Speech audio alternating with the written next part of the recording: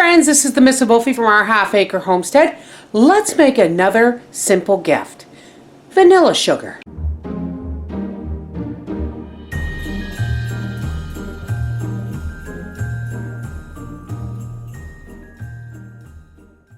Alright, for our vanilla sugar, you're going to need a food processor with an S blade. Now you really don't need a food processor with an S blade, but I don't recommend you using a blender or a magic bullet. We don't want to grind our sugar.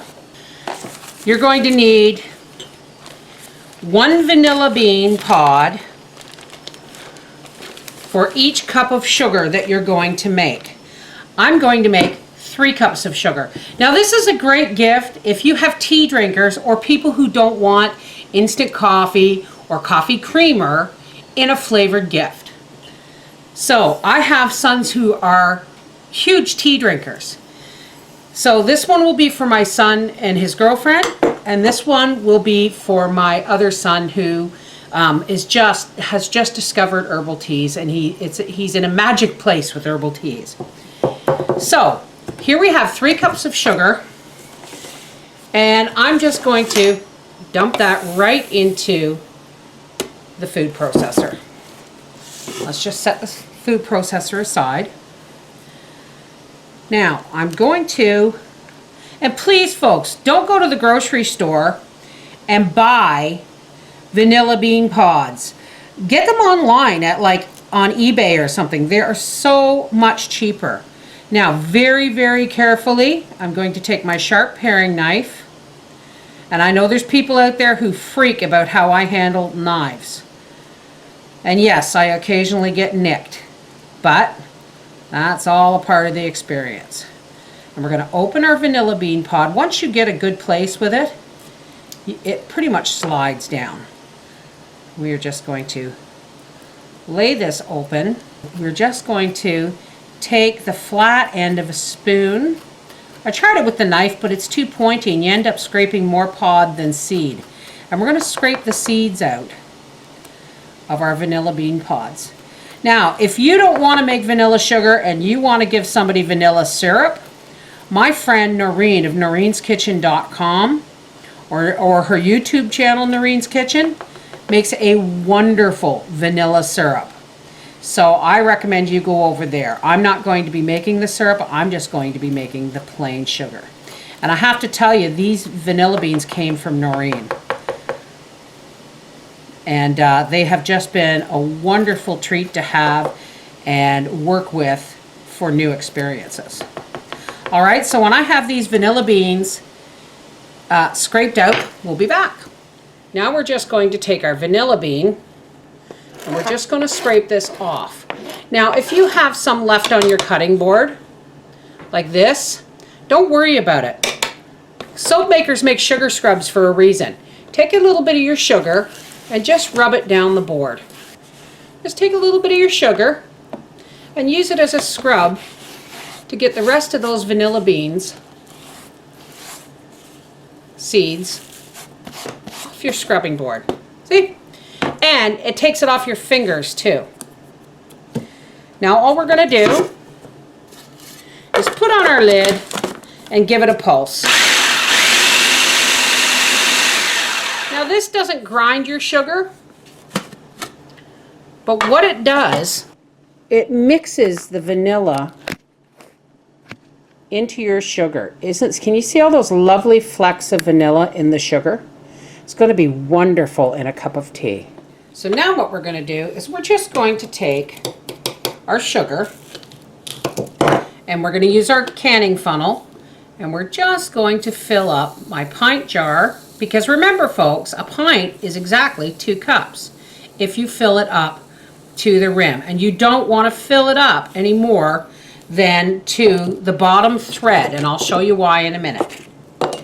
Now what we're going to do is we're going to take some of our vanilla bean woodies and we're just going to pop them down inside the sugar, but sticking up so that they know they're there. And you may want to just dip it and then turn it over so that it's got lovely sugar coating on it. Just like that, just below the rim. so that it shows up but isn't squished. Not only does this tell them that this is vanilla bean, but we are going to be putting our little tag on it. It also permeates the sugar more, with more flavor. Now the reason I'm doing this now is because you want to do this a week ahead of Christmas or ahead of whenever you're going to give the gift, so that this has time to permeate. Isn't that lovely? Isn't that lovely? Very simple. Okay, now we're going to put our lids on. All right, this is a good time to use your regular canning lids if you're giving gifts away. Now these are going to my sons, and my sons know to save my jars and my rings, so I don't worry about that overly much, but I still don't want to give away my Tatler lids. All right, I've told you before that you can use Christmas wrap or gift wrap of any kind if you don't want to use fabric, or if you don't want to put out the money, the expenditure of trying to fabric wrap your jars. Now I folded this again and again, and I'm just going to take my craft scissors. I do not ever recommend using pinking shears on paper because they are difficult to sharpen. Not impossible, but difficult. And I'm just going to take my craft. These, you can get these in sets at any craft store. And voila, we have a lovely paper top with a scalloped edge. And when you've folded your paper, you're going to see a little point in the center, and that is where you center it on your jar. We're going to put our rubber band on there. Pull that down. Now we don't really need to fluff up this skirt. So that's why we've got a really nice scalloped edge. And we're going to take a little bit of ribbon. We're going to cut that off. Yeah, curling ribbon or craft scissors aren't great for cutting anything other than paper. We're just going to cover the rubber band. Oh, and don't forget, of course, we've made a little matching card out of the same paper. And in it I've written vanilla sugar, just in case they don't know what it is. And wrap our ribbon around the jar. Take the back of our knife, and we're just going to curl our ribbon.